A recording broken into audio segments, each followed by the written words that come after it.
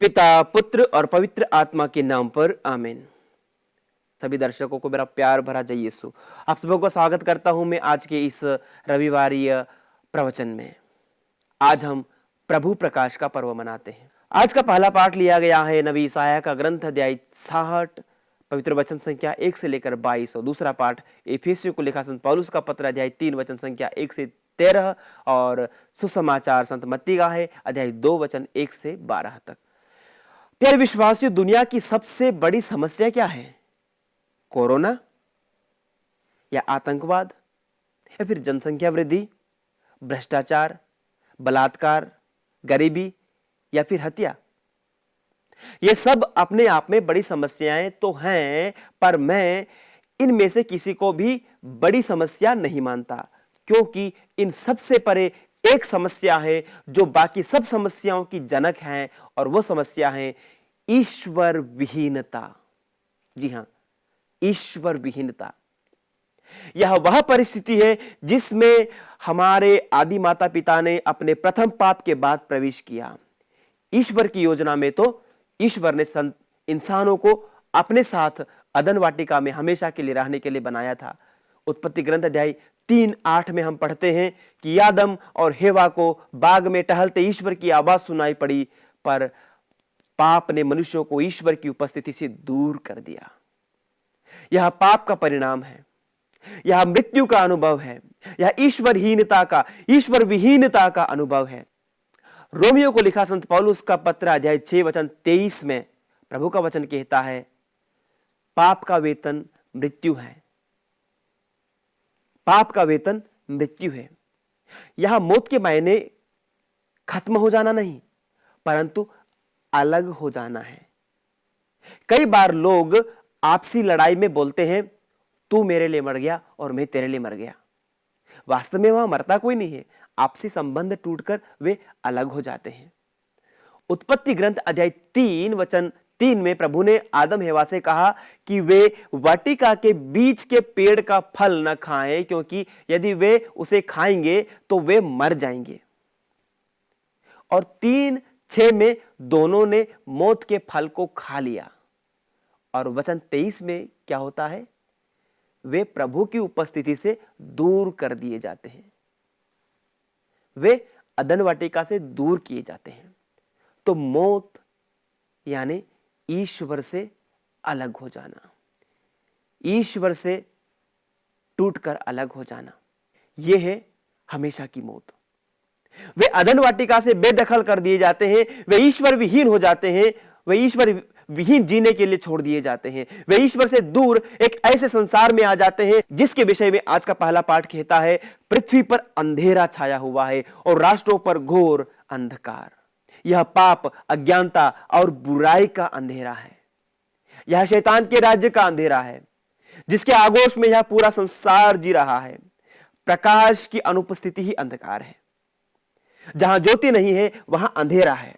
संत यूहन्ना अध्याय 8 वचन 12 में प्रभु यीशु कहते हैं, संसार की ज्योति मैं हूं, जो कोई मेरा अनुसरण करता है वह अंधकार में भटकता नहीं रहेगा, उसे जीवन की ज्योति प्राप्त होगी।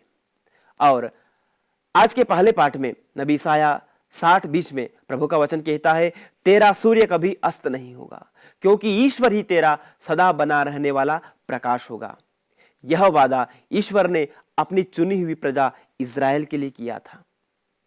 नबी एजेकियल का ग्रंथ अध्याय 33 वचन 27 में यही यहोवा ईश्वर उनसे कहता है, मैं उनके बीच निवास करूंगा, मैं उनका ईश्वर होऊंगा और वे मेरी प्रजा होंगी।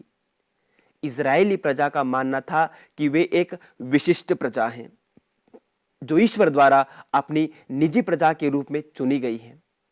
ईश्वर ने नबियों और पूर्वजों द्वारा अपने आप को उन पर प्रकट किया, उन्हें अपना संदेश दिया और उनसे कहा कि वे उनका उद्धार करेगा। इसलिए वे गैर यहूदी जातियों को घृणित व तुच्छ मानते थे तथा उन्हें उद्धार से दूर मानते थे। परंतु प्रभु यीशु ने अपने देह धारण द्वारा अथवा अपने जन्म के द्वारा इस भ्रांति को दूर कर दिया।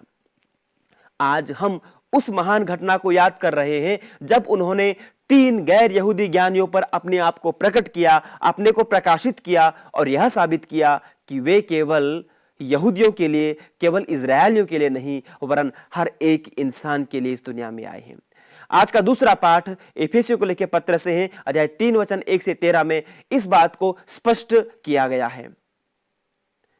सुसमाचार के द्वारा यहूदियों के साथ गैर यहूदी एक ही विरासत के अधिकारी हैं, एक ही शरीर के अंग हैं और ईसा मसीह विषयक प्रतिज्ञा के सहभागी हैं। आज का दूसरा पाठ बताता है, इसलिए जो भी उन ज्योतिषियों की तरह मुक्ति को तलाशते हैं अथवा ईश्वर को खोजते हैं, वे उसे प्राप्त करेंगे।